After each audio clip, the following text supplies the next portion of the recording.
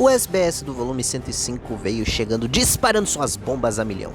A árvore genealógica do Zoro foi revelada, alguns detalhes a respeito do Sanji e o verdadeiro clã ao qual a Tama pertence foi revelado também. E mais alguns outros detalhes interessantes. Bora conferir quais foram essas grandes revelações que estão presentes aí no SBS 105. Primeiramente, temos a confirmação a respeito da inspiração do Aramaki, Touro Verde e Ryukugyu, não só do Ryukugyu, mas também do Kuruma, o chefe da unidade de investigação da marinha.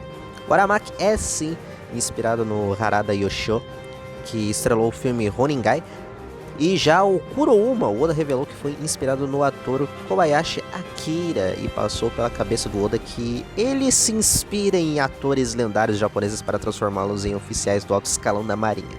Pelo amor de Deus, né, Oda? Parece que ele só percebeu agora mesmo essa informação. Outra das perguntas feitas no SBS foi em relação às Smiles. Um dos leitores disse que lamenta que o arco de Wano terminou e que é triste que as pessoas em Wano que comeram as Smiles continuem rindo. E o leitor faz a pergunta se o Chopper não poderia curá-las de alguma forma. Além dele comentar que é triste ver o Killer para sempre rindo. O Oda também compadece da tristeza das pessoas que comeram as Smiles continuarem sorrindo, mas ele diz que infelizmente o Chopper não tinha a capacidade de fazer esse tipo de droga. E diz que nesse mundo tem coisas que você não pode fazer nada, que essa é uma das ocasiões que não se pode fazer nada. Mas ele diz que está rindo, pois o Killer continua rindo. E isso fez com que todo o bando do Kid decidisse se tornar um bando de piratas alegres. É bom ter um povo alegre mesmo em uma situação difícil. E o Oda termina dizendo que acredita nas forças das pessoas de Wano. Infelizmente, por enquanto, o povo de Wano vai continuar passando pelo efeito colateral aí das Smiles, mas eu não acho que o Oda vai deixar o pessoal desse jeito pra sempre. Por mais que ele tenha dito que essa seria uma história das quais não se pode fazer nada, agora com o Vegapunk no jogo, uma cura pode ser desenvolvida pra esse caso aí das Smiles, caso ele tenha conhecimento disso também. Isso se ele já não souber como desfazer esse defeito colateral. Agora, acho que uma das principais bombas que o Oda respondeu no SBS é que um leitor observou que na lápide dos pais da Tama está a palavra Kurozumi. Ele então comenta sobre o contexto da história envolvendo a discriminação pelo clã dos Kurozumi e diz que a Tama retrata o futuro, fazendo uma comparação entre a Koala com o Rod Jones. O Oda então confirma nesse pequeno detalhe que ele deixou no mangá e responde que sim, a Tama é Kurozumi Tama. O Oda ainda responde, mas ela deveria ser odiada? Na última cena, Hiyori disse claramente, quanto mais queimado, melhor Kurozumi fica. O Tama estava sendo abordada aqui? Não, ela não está. Se você olhar para a história dela, você entenderá que a Hiyori estava se referindo apenas ao Orochi. Me pergunto como todos os presentes reagirão se descobrirem que a Tama é do clã Kurozumi. No passado e até agora no presente, isso ainda é um grande problema em nossa sociedade. O Oda aqui confirmou então que a frase da Hiyori, que na época gerou bastante discussão sobre a quem ela se referia, é realmente para o menino Orochi. E ele ainda se pergunta o que aconteceria se as pessoas atualmente descobrissem isso. Acho que é um ponto que pode ser abordado no futuro, caso o pessoal retorne para Wano. Mas, cara, bombástico essa daí da Tama ser uma Kurozumi. Já existia teorias, né? Mas agora é uma confirmação concreta. Em seguida temos mais um leitor que prestou atenção nos detalhes. No capítulo 1031, quando as sobrancelhas do Sanji foram invertidas e no 1044 elas voltaram ao normal. O leitor pergunta por que elas voltaram ao normal. O Oda confirma que sim, as sobrancelhas do Sanji mudaram sim. E ele continua. Voltando ao arco de Holy Cake, os irmãos do Sanji nasceram com habilidades sobre-humanas e um forte exoesqueleto, devido à manipulação do fator de linhagem. No entanto, devido à interferência de sua mãe, Sanji nasceu um ser humano normal. Todas as sobrancelhas deles são como os 66 do Yonji. As do Sanji são o completo oposto. No entanto, seu poder latente de ciência se manifestou na sequência de sua luta devido ao traje de batalha, que já lhe dava uma resistência anormal ao calor no passado. Antes era um mistério, mas agora finalmente faz sentido. Vamos continuar a vigiá-lo no futuro. Algo que muitos se perguntavam sobre a resistência do Sanji ao fogo era por conta do seu fator de linhagem que já existia dentro dele e depois da luta do Queen apenas se intensificou. Tanto que ele ainda criou o Ifrit Jumbo, né, no decorrer ali da luta contra o Queen. O Oda ainda pede para ficarmos de olho no Sanji. Ele deve estar guardando alguma coisa para ser mostrado futuramente. Ai, que emoção, gente. Meu Deus. Mas muito bom o Oda revelar esses detalhes aí, que na época não passou despercebido por ninguém, né? Todo mundo percebeu que a sobrancelha do Sanji tinha virado avesso, mas agora ele responde a questão do porquê. Algo interessante que o Oda revela também é em relação ao próprio bando dos Chapéus de Palha. Um leitor pergunta como que os membros mais recentes, digamos assim, o Frank, a Robin, o Brook e o Jinbe, ficam sabendo das aventuras que o pessoal teve no East Blue, por exemplo, antes deles se juntarem ao bando. O Oda responde que ele sabe, mas não sabe de tudo.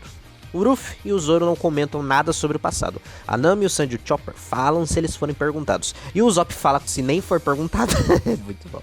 Quando eles querem saber de alguma coisa, eles perguntam ao Sanji, ao Chopper ou à Nami, pois ele sabe quando o Usopp está mentindo. Ou seja, Chapéus de Palha não ficam fofocando pra ninguém. Só se forem perguntados. Um leitor questiona a respeito do Kaido mencionar histórias ilustradas no capítulo 1045. Ele pergunta se mangás não existem no mundo de One Piece. O Oda confirma que trouxe esse conceito mesmo de livros ilustrados, histórias ilustradas, sendo essas histórias como se fossem um mangá do mundo de One Piece. Mas não tem o conceito de balões de fala como de um mangá. Então a história é contada progressivamente na forma de sentenças e parágrafos encontrados em caixas de texto em cada painel. E algumas das histórias presentes no mundo de One Piece que Oda revela são histórias do Sora, o Guerreiro do Mar, Fire Dog, Pokémon, olha só, Monkey Ball e Maruko-san.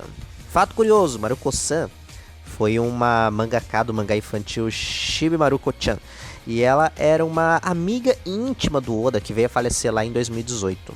E agora o Oda faz uma homenagem a ela, que agora o mangá dela existe canonicamente dentro do mundo de One Piece. Muito legal, cara. E agora, acho que sem dúvidas, uma das maiores revelações do SBS foi em relação à árvore genealógica do Zoro. O Oda vinha recebendo mais perguntas em relação a isso, e como ele provavelmente não vai tocar mais no assunto, ele decidiu revelá-las no SBS. O Oda comenta que o navio que zarpou de Wano continha nele Shimotsuki Furiko, que era a irmã mais velha do Ushimaru, o daimyo de Ringo, e o Ushimaru é descendente do Ryuma, a quem o Zoro conheceu em Thriller Bark.